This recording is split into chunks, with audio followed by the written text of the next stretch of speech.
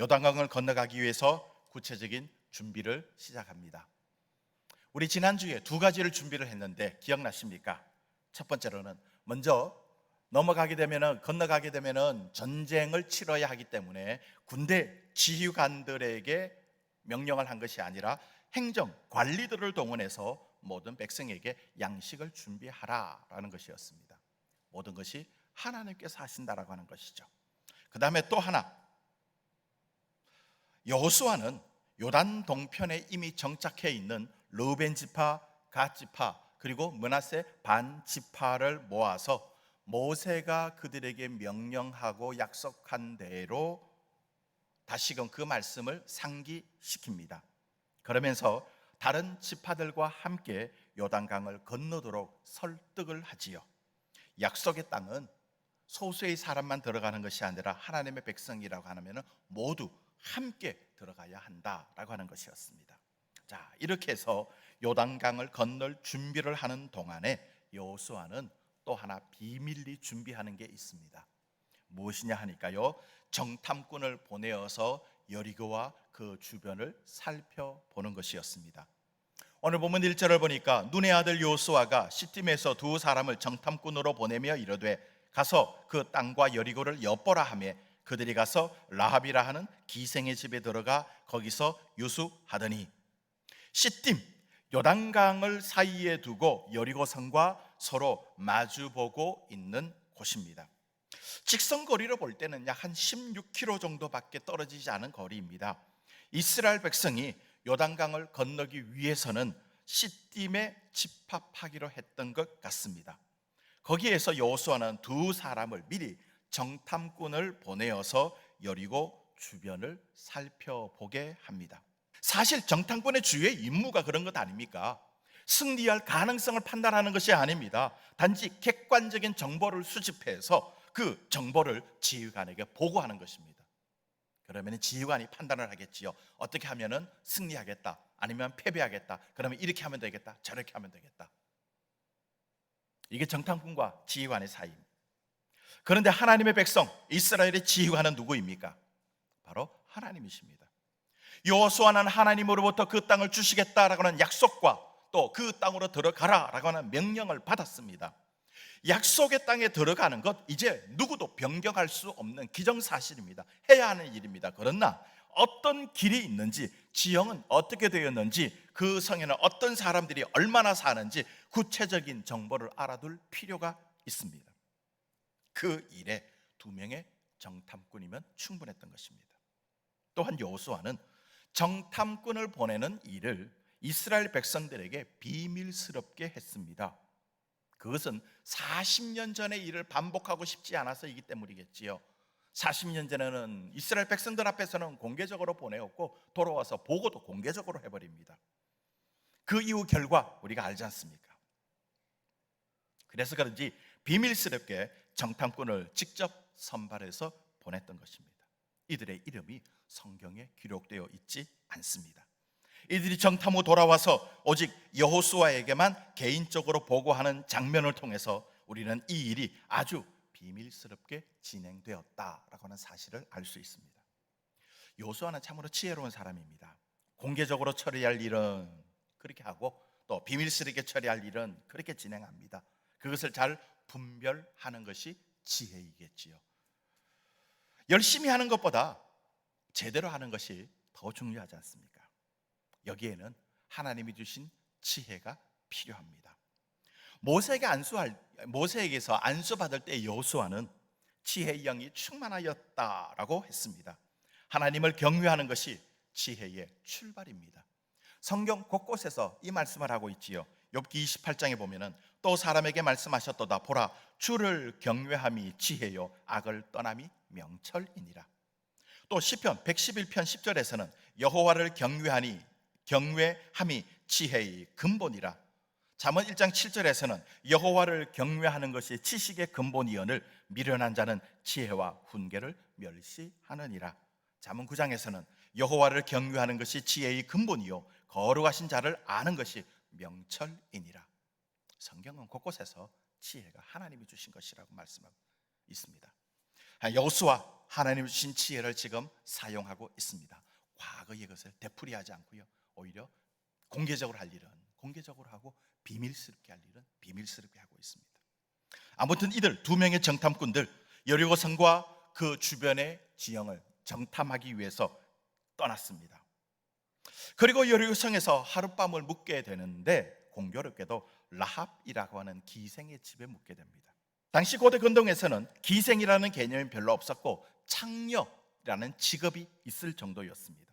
보통 창녀라 하면 자신의 몸을 팔아서 생계를 꾸리는 여인입니다. 그런데 그 당시는 그 이방 신전에서 여사제들이 있는데 이 수많은 여사제들이 사실은 창녀인 경우가 많았습니다.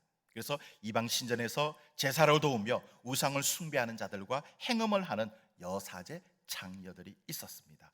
라합이 어떤 창녀인지는 모르겠지만 창녀입니다. 그런데 이 정탐꾼이 하필이면 이런 기생 창녀의 집에 머물 생각을 했을까요? 아마도 자신의 신분을 감추기 위해는 좋은 장소라고 판단을 했을 것 같습니다. 그러나 기대와는 다르게 그들의 신분은 즉시 노출되었고 쫓기는 신세가 됩니다. 2절 3절을 보니까 어떤 사람이 여리고 왕에게 말하여 이르되 보소서 이 밤에 이스라엘 자손 중에 몇 사람이 이 땅을 정탐하러 이리로 들어왔나이다. 여리고 왕이 라합에게 사람을 보내어 이르되 내게로 와서 내 집에 들어간 그 사람들을 끌어내라. 그들은 이 온 땅을 정탐하러 왔느니라. 이 정탐꾼이 도대체 어떻게 행동을 했기에 금방 발각이 될 수 있었을까요? 이들은 라합의 집에 묵은 지 얼마 지나지도 않았는데 그곳에 이스라엘의 정탐꾼이 들어왔다라고 하는 첩보가 왕에게 즉시 보고되고 있으니 말입니다. 어떻게 그런 일이 가능했을까요? 아마도 이 정탐꾼들은 훈련을 제대로 받지 못한 초보일 가능성도 큽니다. 그러나 또 한편 생각해 볼 때 그것은 여리고 왕과 여리고 사람들이 강 건너에 이스라엘 백성들 수백만 명이 와서 진치고 있다라고 하는 것을 들었습니다.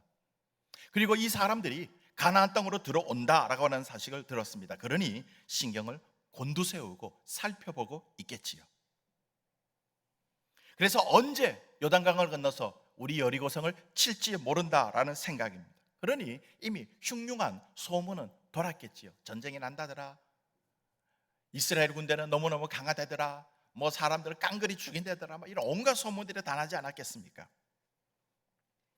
그래서 라합의 집처럼 외부인들이 묵을 가능성이 있는 집들에는 특별 명령을 내려 두었을 가능성이 있습니다. 낯선 사람을 보면 즉시 신고하라고요. 우리도 그랬지 않습니까? 과거에 낯선 사람 보면 신고하라고요.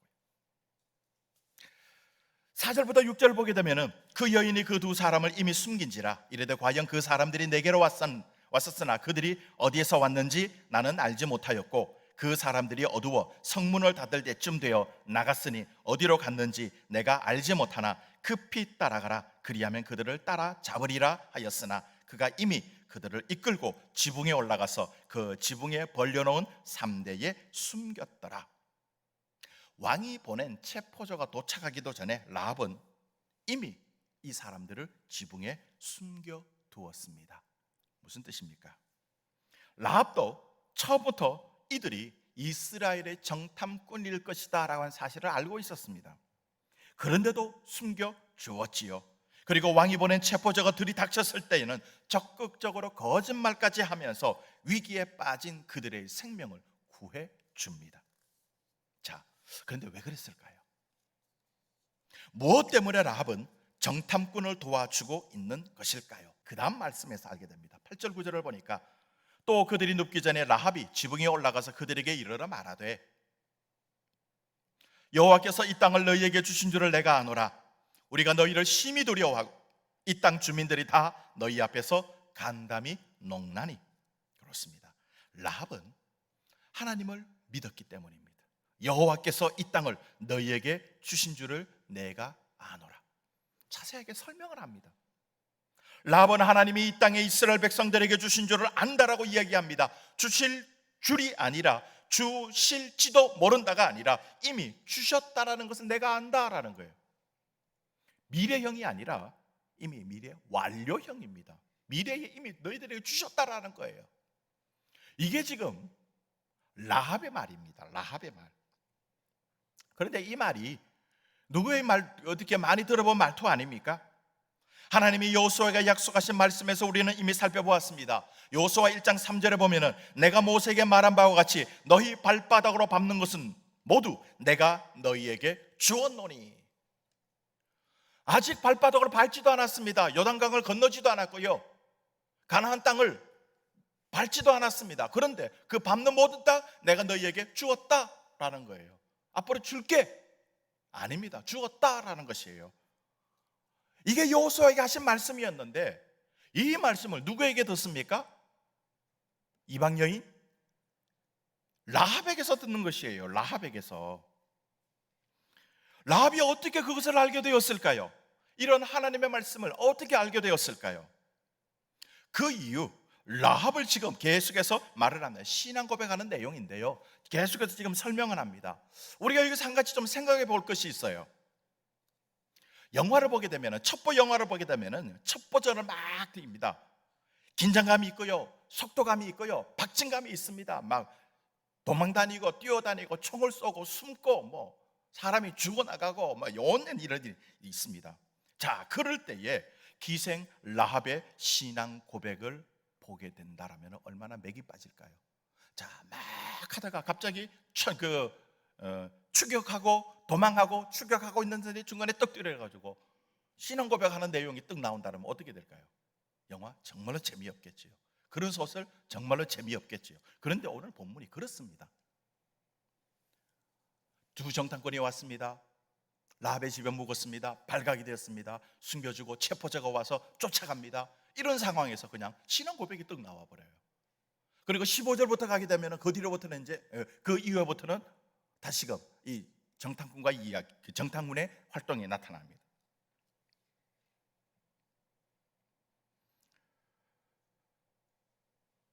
라합이 이 말이 왜 이 중간에 들어가 있을까요? 6절 7절을 보게 되면은 그가 이미 그들을 이끌고 지붕에 올라가서 그 지붕에 벌려놓은 3대에 숨겼더라. 그 사람들은 요단 나루터까지 그들을 쫓아갔고 그들을 뒤쫓는 자들이 나가자 곧 성문을 닫았더라. 자, 체포조를 따돌리자 성문을 닫았다라고 말씀을 합니다. 성문은 평상시 야간에 치안상의 이유로 성문을 닫게 되어 있습니다. 그런데 지금 성문을 닫았다라고 하는 것은 밤에 닫은 것이 아닙니다. 지금 대낮임에도 불구하고 성문을 닫았다라고 하는 것은 여리고성의 비상 조치가 취해졌다라는 이야기죠. 성문이 정탐꾼이 성을 빠져나간 줄 알고 체포조가 성문을 나간 이후에 문을 닫은 것입니다. 당시에 긴박한 상황들을 볼 수 있겠지요. 성 안에서는 수많은 군인들이 왔다 갔다 하면서 정비를 하고 있지 않겠습니까?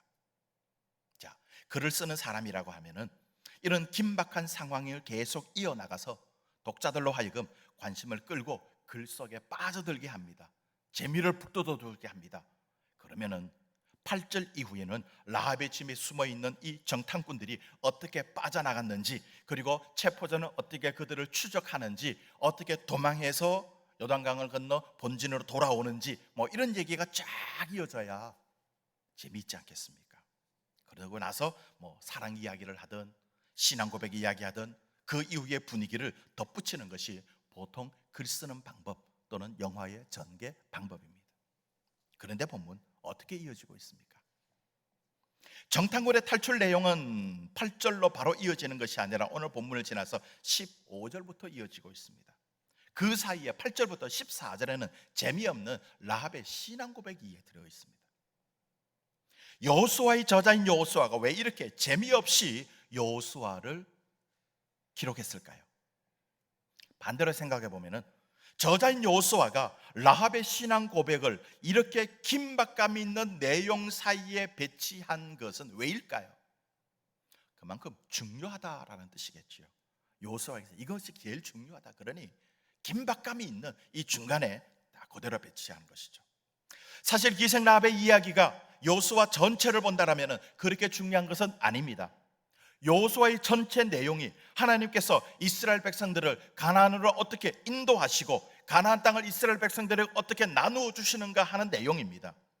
하나님께서 이스라엘 백성들을 구원하고 가나안에 정착시키는 것이 이 여호수아의 주제인 것이죠. 그러면은 이방인 기생인 이 라합의 이야기는 그렇게 중요한 것이 되지 못합니다.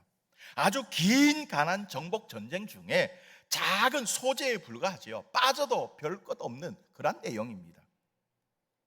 그런데 여호수아는 이 기생 라합의 이야기를 아주 중요하게 다루고 있습니다. 사실 라합은 가나안 정복 전쟁의 과정에서 마땅히 죽어야 할 가나안 족속이고 또 가나안 사람입니다. 그런데 하나님의 자비와 은혜로 이 라합을 살리시는 내용이 오늘 본문 속에 들어있는 거예요. 반드시 죽어야 할 사람인데 살리시는 내용이 오늘 본문 속에 들어있는 거예요. 한 사람에게 은혜와 자비를 베풀어 구원시키는 것이 하나님의 지극한 사랑 아닙니까? 우리도 그렇습니다. 우리도 구원받을 자격이 있는 사람이 아니었음에도 불구하고 예수 그리스도의 십자가를 통해서 우리를 구원시켜 주셨습니다. 이 사실을 믿으십니까? 그래서 이 사실이 오늘 본문이 중요한 거예요. 자, 라합이 하는 말을 한번 볼까요? 라합이 무엇이라고 얘기하는지요? 10절 11절입니다. 같이 한번 읽어보겠습니다. 10절 11절 같이 읽습니다. 시작. 이는 너희가 애굽에서 나올 때에 여호와께서 너희 앞에서 홍해물을 마르게 하신 일과 너희가 요단 저쪽에 있는 아모리 사람의 두 왕 시온과 옥에게 행한 일, 곧 그들을 전멸시킨 일을 우리가 들었음이니라. 우리가 듣자 곧 마음이 녹았고 너희로 말미암아 사람이 정신을 잃었나니 너희의 하나님 여호와는 위로는 하늘에서도 아래로는 땅에서도 하나님이시니라. 아멘. 라합은요, 이스라엘 백성들이 출애굽한 이후에 일어난 홍해 사건에 대해서도 잘 알고 있습니다. 그런데 그 사건의 개요를 그냥 알고 있는 정도가 아닙니다. 하나님께서 그 일을 행하셨다라고 굳게 믿고 있는 것이에요. 그래서 여호와께서 너희 앞에서 홍해의 물을 마르게 하신 일이라고 얘기하고 있어요. 게다가 요단강 동쪽에서 벌어진 전쟁도 알고 있었습니다. 그러면서 라합은 선언합니다. 여호와 하나님만이 하늘과 땅의 유일한 진짜 하나님이다.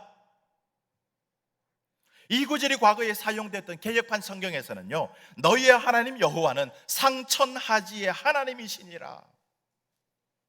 상천하지의 하나님이시니라. 무슨 말입니까? 위로 땅 아래로, 위로 하늘 아래로 땅 모두에게서 하나님이시다라는 거예요. 우리 어린아이들에게 있어서 이 세상 전부가 뭡니까? 하늘 끝, 땅 끝, 전체예요. 이 온 우주의 하나님은 바로 여호와 하나님이시라는, 신인 바로 여호와 하나님이시라는 것입니다. 라합은 단지 소문으로만 들었을 뿐인데 이스라엘 백성을 가나안 땅으로 인도하여 오시는 여호와 하나님이야말로 진짜 하나님이다라는 사실을 확실히 믿었던 것입니다. 하나님께서 여리고성을 포함해서 가나안 모든 땅을 이스라엘 백성에게 주실 것도 알았습니다. 그러니 이런 하나님에게 대적하는 것은 죽음뿐이다라는 것을 알고 있었던 거예요. 자, 그럼 어떻게 해야 할까요? 구원받을 길은 오직 하나님 편에 서는 것밖에 없습니다. 라합은 이스라엘의 정탐꾼을 도와줌으로써 자신의 믿음을 표현했던 것입니다. 그래서 정탐꾼을 도와주었던 거예요. 자, 그러면 라합은 정탐꾼에게 구원을 얻기 위한 증표를 달라라고 얘기합니다. 이게 12절 13절인데요. 그러므로 이제 청하노니 내가 너희를 선대하였은즉 너희도 내 아버지의 집을 선대하도록 여호와로 내게 맹세하고 내게 증표를 내라. 그리고 나의 부모와 나의 남녀 형제와 그들에게 속한 모든 사람을 살려 주어 우리의 목숨을 죽음에서 건져내라. 네 하나님께 맹세해라. 우리 살려달라고. 이거 그 증표 달라고.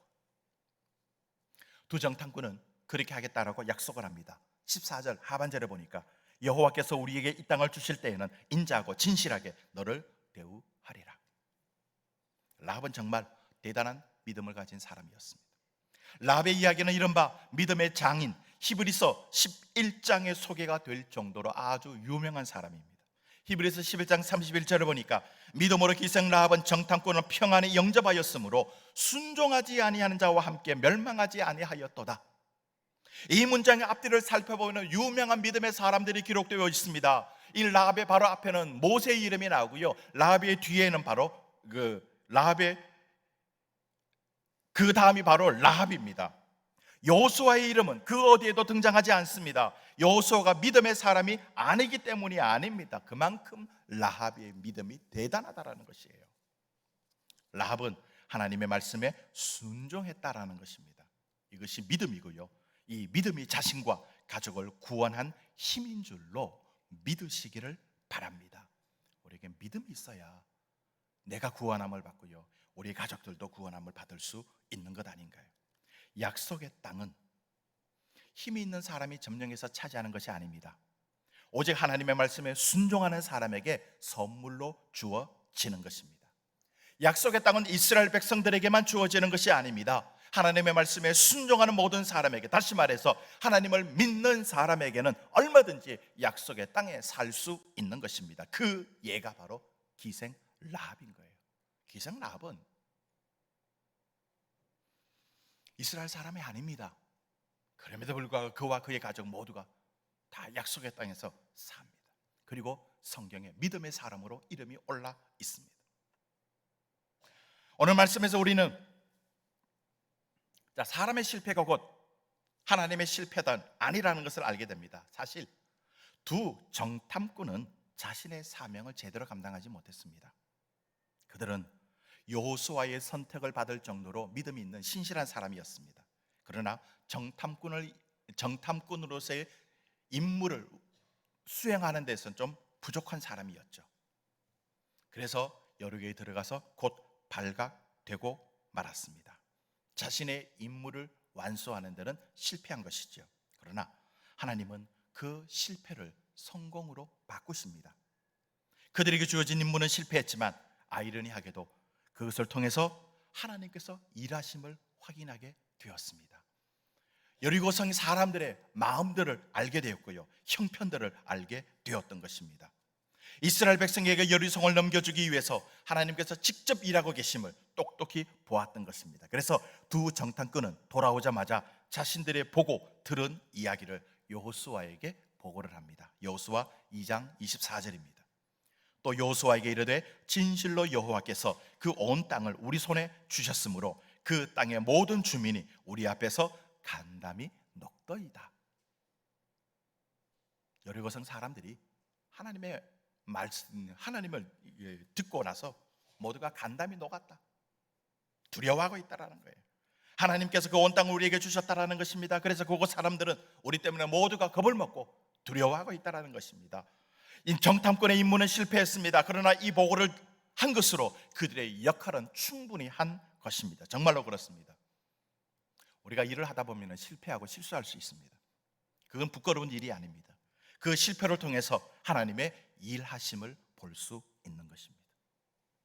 중요한 것은 우리의 성공이나 실패가 아니라 하나님의 뜻이 어떻게 이루어지느냐라고 하는 것이죠. 그렇기에 실패했다고 하더라도 또다시 하나님의 말씀에 순종할 수밖에 없는 것입니다. 누구를 통해서요?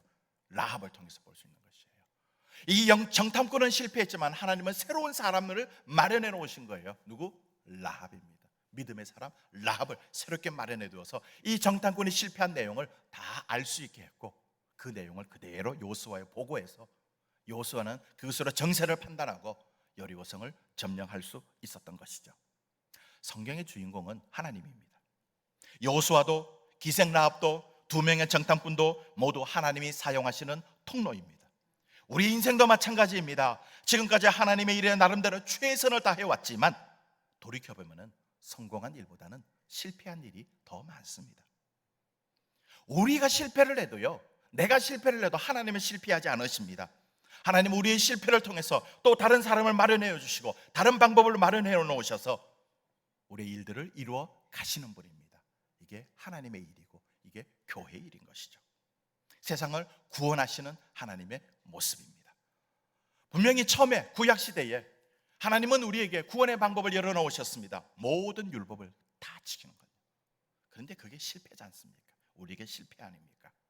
그래서 하나님은 새로운 방법을 마련해 놓으셨습니다. 그게 바로 예수 그리스도를 십자가를 통한 구원의 방법입니다. 우리가 실패하는 거 두려워하지 마십시다. 어떤 일이든지 하나님은 하나님의 일을 이루어 가시기는 놀라운 방법, 계획을 하고 계시는 것입니다. 그래서 그것을 통하여 하나님은 이루어 가십니다. 그렇게 해서 우리가 구원을 얻었고요, 주의 교회가 이 땅에 편만해지고 죽어가는 수많은 영혼들이 구원받게 되는 줄로 믿습니다. 실패 두려워하지 마십시다. 그저 겸손하게 하나님의 말씀에 순종하며 사시기를 바랍니다. 그러면 우리 삶에 이기고 승리가 있는 줄로 믿습니다.